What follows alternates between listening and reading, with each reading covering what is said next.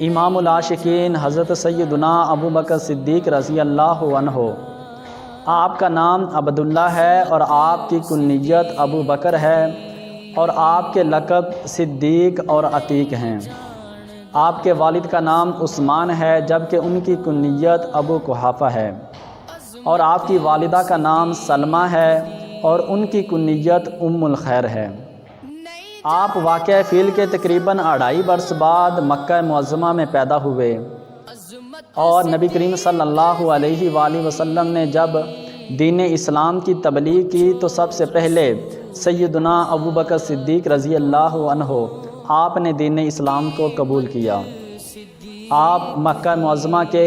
رئیس لوگوں میں شمار ہوتے تھے اور آپ ایک مالدار آدمی تھے۔ دین اسلام قبول کرنے کے بعد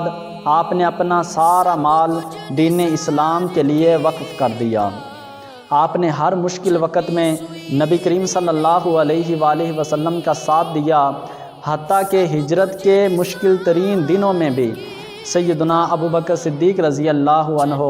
آپ نے نبی کریم صلی اللہ علیہ وآلہ وسلم کا ساتھ نہیں چھوڑا۔ آپ نے دین اسلام کی سربلندی کے لیے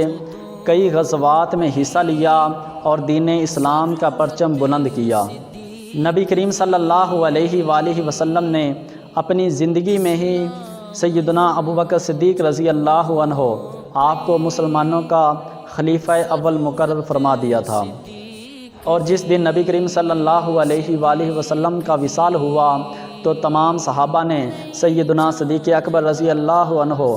آپ کے دست اقدس پہ بیعت کی۔ آپ کو صدیق اس لیے کہا جاتا ہے کہ آپ نے نبی کریم صلی اللہ علیہ وآلہ وسلم کے واقعہ معراج کی سب سے پہلے تصدیق فرمائی، اور نبی کریم صلی اللہ علیہ وآلہ وسلم نے آپ کو صدیق کا لقب عطا فرمایا۔ اور آپ کو عتیق اس لیے کہا جاتا ہے کہ نبی کریم صلی اللہ علیہ وآلہ وسلم نے فرمایا، اے صدیق تم آگ سے آزاد ہو۔ سیدنا صدیق اکبر نے نبی کریم صلی اللہ علیہ وآلہ وسلم کے ظہری وصال کے بعد ویسا ہی نظام قائم کیا جیسا کہ نبی کریم صلی اللہ علیہ وآلہ وسلم نے قائم کیا تھا، اور نبی کریم صلی اللہ علیہ وآلہ وسلم کے ظاہری وصال کے بعد سیدنا صدیق اکبر رضی اللہ عنہ آپ کی طبیعت ناساز رہنے لگی، اور آپ دین اسلام کی خدمت کرتے کرتے 13 ہجری کو اس دنیا فانی سے رخصت ہو گئے۔ اللہ عز و جل ان کے صدقے ہمیں بھی عشق مصطفیٰ عطا فرمائے، آمین بجاہ النبی الامین۔ عظمت صدیق دی